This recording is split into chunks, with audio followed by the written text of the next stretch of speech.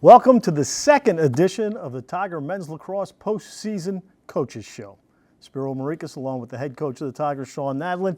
Congratulations, your 7th CAA title, 10th for the team in history. And if you look at it, amazing. In 15 of the 22 years Towson's been in the CAA, they've been in the championship game. I would say we're like the New York Yankees of the CAA. That's pretty cool. Didn't know that, but yeah, very excited for these guys. And just the body of work that they put in has been, really impressive. A resilient group for sure, especially what, they went through the week of the playoffs in the CAA, and to be able to battle through it all and earn that championship was fun. Now, you mentioned after the Hofstra game, which you won in overtime, which was a great game for the fans to watch, not great for your heart, but great for the fans to watch, that the team, not only injuries, but a virus, and how much did that take out of the guys? And when did it hit? It started early in the week, coming off the trip to Hofstra. So I think, maybe Hofstra put something in our food when we were out there coming back. So it was started Monday and didn't stop through the whole weekend, and just different guys kind of getting hit with illness in different capacities, as well as the injuries and stuff. So like I said, it tested us, to our core, and 100% credit to the guys just continuing to stay looking forward, looking at, what we could do to be successful. If guys were, injured but playing, other guys looking to take on a little bit more of the load and be able to, play with a little bit more dodging ability or capacity. And it was just, a total team effort.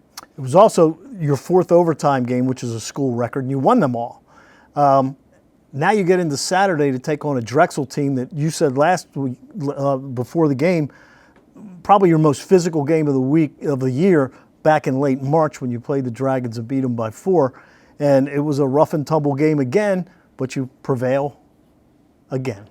Yeah, seeing the guys after the semifinal game in the locker room, and they were excited that they won, but they were exhausted at the same time. I was like, I knew that they'd find a way to kind of, obviously get excited for the championship game and get back out there, but I was really concerned seeing the level that Drexel was playing at, the physicality, as you just mentioned, and how much our guys were able to muster, and they did. I mean, they didn't let anything affect them. They came out there, they played how they needed to play. I thought we played pretty smart and poised and controlled for the most part, which I think helped our tempo, helped kind of just allow the game to be played at our pace and our tempo, throughout it. Now, you win Sunday, you sit around, you watch, you wait. I know you probably love that you had to wait till 9:30 at night to find out where you're going this week. But it turns out you're going back to a place that you're very familiar with, Princeton, where you were an assistant coach with Bill Tierney before you came to Towson, to take on a Tiger team that is the number 3 seed. They've played 8 games against teams in the NCAA tournament. They're 5-3, lost the championship game of the Ivy League to Cornell. But this is a team that can score. They defend well. Number 3 seed, they're not going to have many weaknesses. No, very balanced team. You talked about their offense. They're high-powered. Their attack, I think, is one of the most dangerous units in the country, to be accompanied by strong midfielders. They face off well. Defense is tied together well. They can play a man. They can play a zone.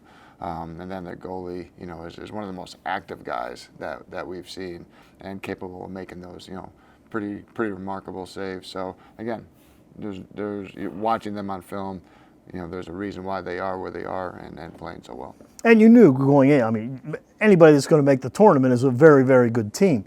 If you look, maybe one area you can exploit is faceoffs, because they're only winning about 45% of their faceoffs, and at times you've been a very good faceoff team this year. We have, again, as you mentioned, at times, we've had our struggles too, just like they have, and they've gone against some pretty good face-off guys as well. So, it's not that they're not capable. It's just, we'll see when we get into the game how things match up. The other thing that stands out, in 15 games, this team has only committed 24 penalties. I mean, that tells you that they're very disciplined on the defensive side of the ball. Yeah, knowing their D coordinator, he's a very sound coach, believes in the fundamentals and playing a disciplined style, plus they run some zone, so you're a little bit less likely to commit some penalties when you're running zone as well. So again, they do a terrific job of moving their feet, staying with guys, and then being pretty poised. And you're going to have to be disciplined because they're one of the best extra man offenses in the country at 57%. Yeah, strong unit, deceptive.